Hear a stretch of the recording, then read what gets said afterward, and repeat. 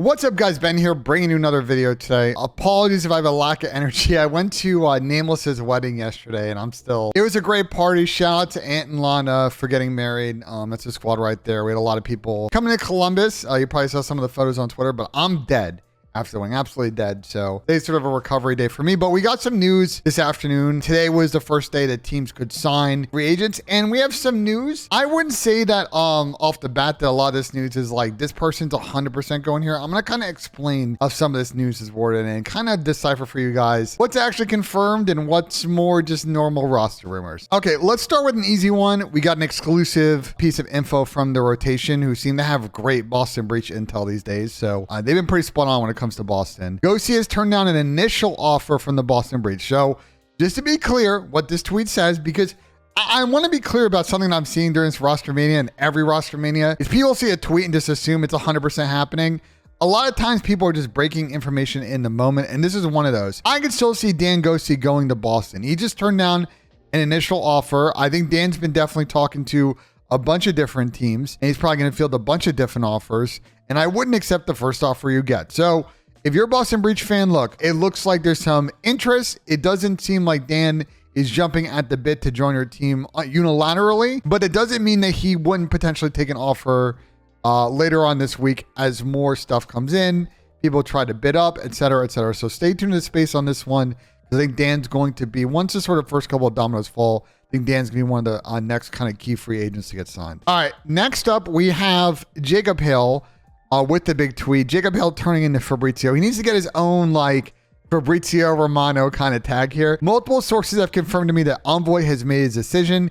He wants to join Toronto Ultra. You see the nice little Photoshop here with Envoy in a Toronto Ultra jersey, although I think the head's a little crooked. Yeah, it's like a little bit off. But anyway, this one's interesting to me. I'm a little surprised that OPTIC potentially wasn't more interested in this one. I think what I've heard behind the scenes is, you know, they took some initial meetings, but I don't know if they ever really, I wasn't able to confirm they ever really submitted like an actual bid. But Toronto kind of is the next sort of big option when you kind of walk things down. I think Thieves' situation is a little bit more unknown. Everybody else is sort of a start over situation. Look, we still don't know much about what's going on in the Toronto situation. Is everybody staying? Is one or two players going? But it seems like as far as replacing Hixie, who has been released from the roster, it seems like Envoy's going there. So he wants to join. We'll obviously wait to see if they do get past the contract stage and he signs. But that's a big effort for Toronto, considering how things were looking last week, to get one of the key players, one of the key pieces from the LA Thieves team the last few years. Also, more color on the Envoy thing. We also had the CDL Intel tweet. I understand Envoy has had offers from both Boston and Toronto. From what I'm told, he's most likely taking a Toronto offer. So interesting tweet here. Again, doesn't say the OPTIC submitted an offer, but Boston being interested makes sense. I mean, they got rid of both their subs, but it looks like Envoy is going to go ahead and potentially move on to signing with the Toronto Ultra. Next piece of news we have here is Sam Fenix will be leaving the Seattle Surge. We talked about this on previous videos. I talked about some stream as well that this is likely going to happen. You have a majority of the team leaving as unrestricted free agents. A couple of remaining pieces were not had their team option picked up. So I'm not really sure what Seattle's doing here. I don't even know if Carson's still, you know, the analyst on this team. I don't know what's going to go on with Revin, but it seems like Seattle's kind of, you know, letting sort of this cycle end. They're going to start fresh. So I'm very curious who they're going to bring in a coach. You know, coaches like Rambo out there as potential options. So I'm very curious to see, you know, Brian said, so I'm curious to see what they do with the squad as they kind of start over and try to build something new. You know, the last team was good. I don't think ever lived up to the top end potential. They always had some decent placings, but outside the one event win, you know, a couple of third or fourths there. But the team's breaking up now. It seems like they're moving on from the coach, and we'll see what they do next. All right, and then we've got this one. And so Jacob Hale's kind of talking about CDL Intel tweet. We'll take a look in a second.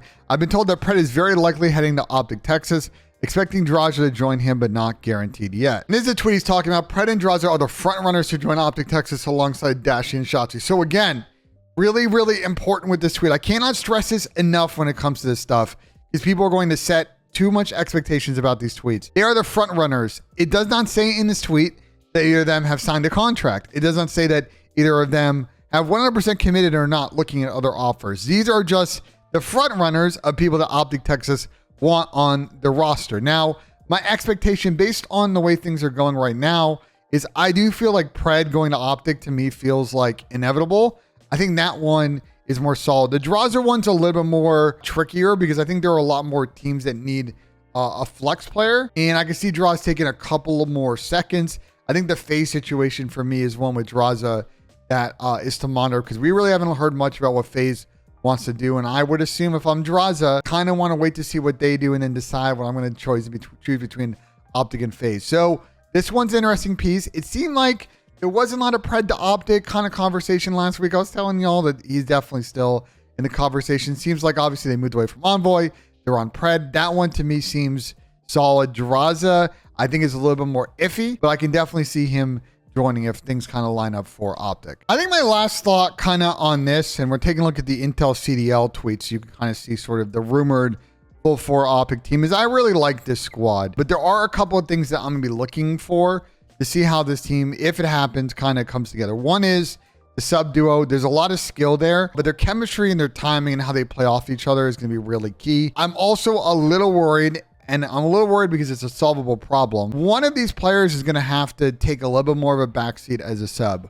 What I mean by that is one of these players, you know, in some situations when the hill's getting bumped, is going to need to soak time. One of these players is going to, at times, in some setups, likely have to run bomb because you're probably not going to make Drazah do it because you're going to have him, at least the way the last game played, you kind of want your ARs holding lanes, and if you're having them plant bombs, they're not watching across somewhere else. Just a key thing, I think one of these subs is going to need to be a little bit more objective oriented. I think the other thing too is there's going to be a lot of emphasis on Drazah here to be more of the IGL or Bruce. One of them is going to need to step up, and I'm very curious which one of them would do it on this rumored roster. But as far as talent goes, I really like this squad. I think there's a lot here. I think as far as sort of the edge, sort of delusional confidence mindset that I think OPTIC definitely needs. I think this team is good, and I really like Drazah coming in here because he's a grinder, and I think Shotzzy and Dashy's best results were teaming with Illy, and Illy was definitely a grinder as well. I think the only thing, last thing is for AG, is sort of recognizing, and this is also like me advice to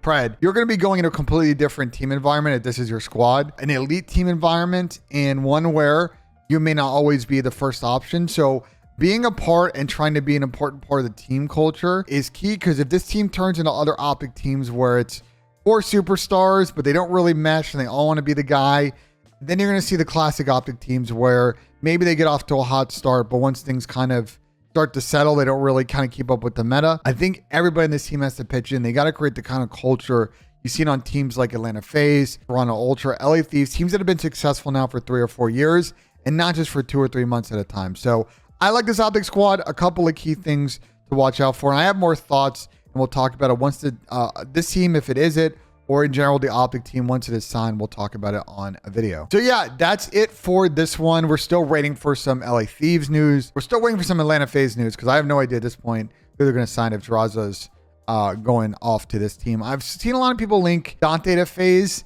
I mean, I guess I can kind of see it, but I kind of can't. And a lot of people have linked Insight, and I also don't think that is a good option. So I'm very curious what Atlanta FaZe is doing. We haven't heard anything about that. And then more clear on the Toronto situation, Boston, Rocker, Seattle. We got a lot coming up on Rostermania, and we're just getting started. So let me know in the comments what you guys thought of the video. Like if you enjoyed, subscribe for more.